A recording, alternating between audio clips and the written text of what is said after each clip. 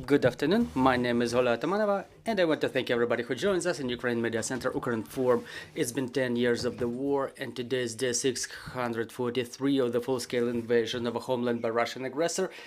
And traditionally, I would like to thank all the representatives of the mass media who tell the world the truth about our heroic resistance. A brief schedule of prepared by our team for today is as follows. At 2:30 we'll be talking about the situation in Mykolaiv region with Vitaly Kim, the military governor of Mykolaiv region, and at 15 o'clock we will have a discussion of the study called Downward Spiral of Addiction, how YouTube algorithms promote conspiracy and propaganda.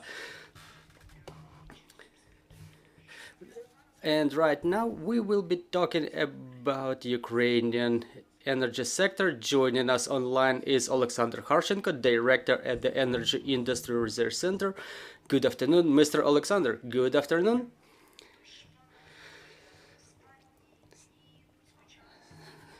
So, Mr. Oleksandr, the last weekend brought us a cyclone that definitely had influence on our energy sector. Also, the shellings of our energy power grid have started. So what is the aftermath that we can review right now? So let's talk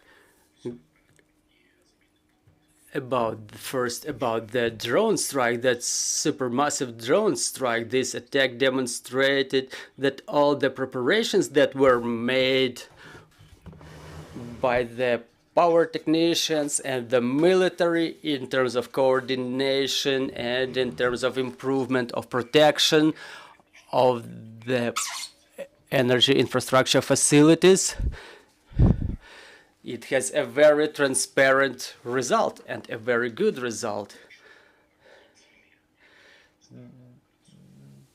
The goals set by the Moscovian terrorists as they were launching the drones, those goals were not achieved at all. There were certain damages that were mitigated within hours, and air defense systems yet once again proved their efficiency, just as well as all the measures taken by the energy technicians to mitigate the results of such attacks.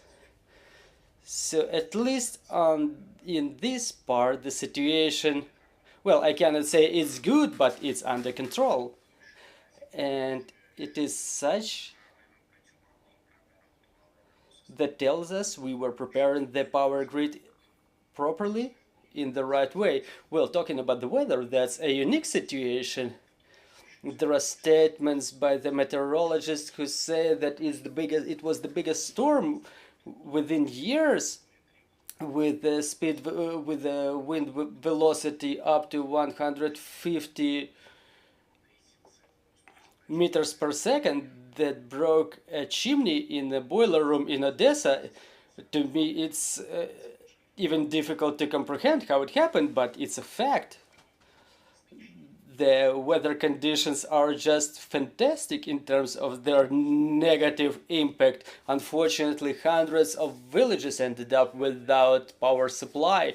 Unfortunately, it's very difficult to re-establish the power supply when some aerial lines are broken in 7 or 8 or 10 different spots, and the repair teams have to just break through the snow to do their repairs, to understand then that there is another breakage in yet another spot that should be repaired too, but the work is still underway. Hundreds of people are working.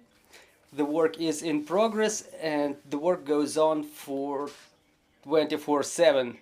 For what I understand, we should expect yet another weather problem within the next couple of days in the western regions of Ukraine. We expect for strong winds and heavy snowfalls, and I would like to urge Ukrainians, to warn Ukrainians that there may be power breakdowns related to bad weather conditions, so make provisions of water, of food, other supplies, specifically in Carpathians, where sometimes the repair works may take a lot of time, because it may take a lot of time just to get to the spot of the where the area line may be damaged, just to get to your workplace. So this is the situation for the time being, in my opinion. Well, really, yesterday we were talking to a representative of Hydrometeorological Center of Ukraine, who warned us that tomorrow in the second part of the day we should expect for the new cyclone to come in. So please don't neglect this warning. Mr. Oleksandr, I would like still to talk more about the power grid. We've heard from multiple experts, and not only from experts, but also from the representatives of military administrations from different regions, that there is already a deficit of electric power in Ukraine. What is it related to, and is it real that even without any drone or missile strikes, we will have some restrictions of power supply during this winter period? Well, look, objectively the situation looks like this. We have 50% of our power grid either destroyed or captured or heavily damaged.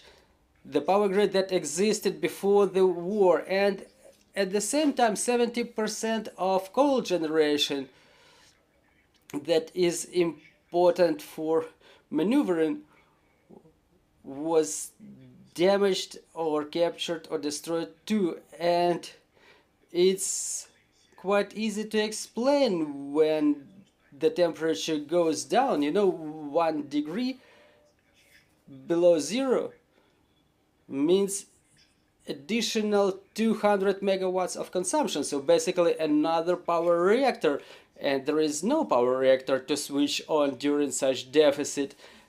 And it was a forecasted situation. There was a lot of talks about it during the summer, during the repairs campaign, and now it's clear that mostly with a temperature of 8 to 10 degrees below zero, we will have very serious deficit. We are already having this deficit within a couple of days. We were able to cover it thanks to the support from our European powers. Ukrenergo was getting the emergency support from Poland, Romania, and Slovakia. We really appreciate the input of our European partners. There were no shutdowns thanks to their efforts so far.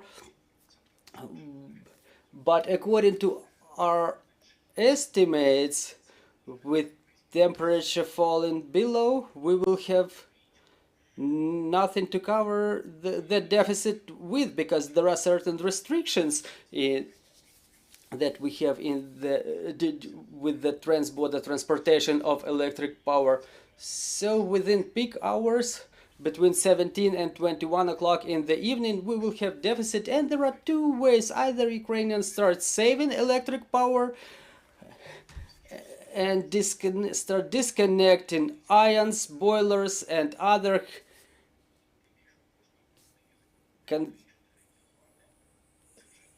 appliances that consume a lot of power. And if Ukrainians do so, in the apartment blocks, it will save a lot of power. So if you disconnect your boiler or your electric kettle, it may decrease the consumption of power from 1.5 to 2 kilowatts. So if people consume less power, we will have probably less deficit. If people continue using the electric power in the way they're used to, we will probably have shutdowns, because for what I see, we've squeezed everything from the businesses, all the biggest consumers that can be repairing their facilities during the winter time without consumption of electric power. They all do such repairs. So probably we will have imposed restrictions on the consumers. But again, we're not talking about apocalypse here. We're talking about like 2 or 3 hours rolling shutdown within a forecasted schedule. So, touching upon the topic of businesses, everyone whose operations can be suspended, it will, to the maximum extent, help us in this situation, which means that the businesses will hardly operate to the fullest of their capacity during their winter. Well, unfortunately, it's just technically impossible because we don't have enough power supply, and there was a great work done to make sure that the biggest consumers start their repair works under the specific schedule to preserve electric power for the utility consumers. Well, talking about the support from the international partners, you've mentioned that thanks to them we were able to balance the deficit. Is it a traditional support they're providing, or we're talking about import here? Well, it includes both import, however, it's still restricted due to Ukrainian limitations of prices in the market that do not allow the import to be deployed to its fullest. And also about the emergency help that is provided upon request of Ukrenergo, and I would like to emphasize a very efficient work by Ukrenergo, because they work quite efficiently with exporters and they obtain that supply of emergency electric power in a timely manner. Mr. Oleksandr, so talking about this winter season and preparations to it, to what extent we were able to finish all the preparations before we entered this difficult winter? Well, you know, it's a question of a philosophic nature, and my answer would be we've done about 120% of what we could do and about 50% of what had to be done. Like, on one hand, a lot of things were done, but on the other hand, we're still seriously underperforming. Well, Mr. Oleksandr, talking about the situation in our nuclear power plants, what's going on over there? Well, you know, talking about the reports from Energoatom, the situation is very good. The repair works were done before the schedule. All the reactors are operating in normal mode, save for just one reactor where a long-term repair is required on one of the turbines, but it's a whole different story. So talking about nuclear power capacities, we feel quite good, save for the captured Zaporizhzhia nuclear power plant. Well, now that we've touched upon Zaporizhzhia nuclear power plant, do we know about any changes in the situation over there? The situation is increasingly worse there. It's deteriorating. There were shutdowns within the last couple of days. Ukrenergo re-established the power supply for Zaporizhzhia nuclear power plant just recently. But however, the equipment is degrading over there. The occupiers cannot operate it effectively, and the further the worse. Well, we understand that the repairs and the maintenance are not performed there. The upgraded equipment is not being supplied. So under conditions like this, how long will Zaporizhzhia nuclear power plant be able to operate in this mode? Well, it continues degrading gradually, and the longer it takes, the longer it will take to upgrade it or to renew it to the normal operational level. Well, the system is strong, but to renew it, it will take a lot of time and effort. Well, thank you very much for this information. Thank you for joining our broadcast, dear colleagues. I'm reminding you, joining us was Oleksandr Kharchenko, the director of the Energy Research Center. Our next briefing will be at 14:30. We will talk about the situation in Mykolaiv region. Please stay tuned. Let's continue working for our victory, and glory to Ukraine.